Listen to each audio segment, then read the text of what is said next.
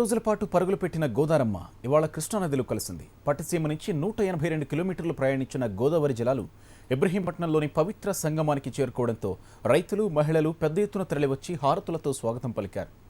ఈ సుందరంగా ఏపీ ప్రభుత్వం కృష్ణా గోదావరి నదీ సంగమం దగ్గర ప్రత్యేక పూజలు నిర్వహించింది. ఆంధ్రప్రదేశ్ ప్రభుత్వం ప్రతిష్టాత్మకంగా చేపట్టిన పట్టిసీమ ఎత్తిపోతల పథకం లక్ష్యం నెరవేరింది. నదుల అనుసంధానంలో భాగంగా గోదావరి జలాలను కృష్ణానదికి మళ్లించే కార్యక్రమం విజయవంతమైంది. ముఖ్యమంత్రి చంద్రబాబు నాయుడు ఈ నెల 9న పట్టిసీమ నుంచి విడుదల చేసిన గోదావరి జలాలు 10 రోజుల పాటు 182 కిలోమీటర్లు ప్రయాణించి కృష్ణానదిలోకి ప్రవేశించాయి.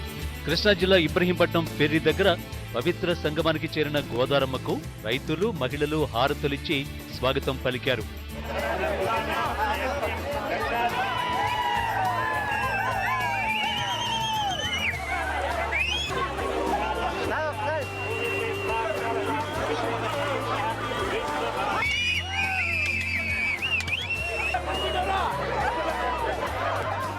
పట్టిసీమ ఎత్తిపోతల ప్రాజెక్టు నుంచి సుమారు 3000 క్యూసెక్కుల గోదావరి నీటిని విడుదల చేయగా ఈ నెల 14న పశ్చిమ గోదావరి జిల్లా జానంపేట ఆక్విడక్టుకు చేరుకున్నాయి. తర్వాతి రోజు కృష్ణా జిల్లాలోకి ప్రవేశించి నూజివీడు, పల్లెలమూడి మీదుగా ఇబ్రహీంపట్నంలోని పవిత్ర సంగమం దగ్గర కృష్ణానదిలో కలిశాయి. ఈ సందర్భంగా కృష్ణా గోదావరి నది సంగమం దగ్గర ఏపీ ప్రభుత్వం ప్రత్యేక పూజలు నిర్వహించింది.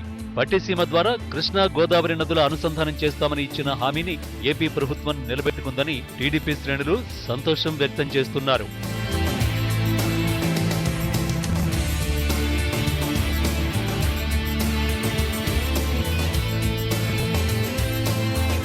తొలి దశలో 3000 క్యూసెక్కుల నీటిని పంపింగ్ చేసిన అధికారులు ఈ సీజన్లో మరో 8500 క్యూసెక్కుల నీటిని విడుదల చేసేందుకు ప్రణాళికలు రూపొందించారు.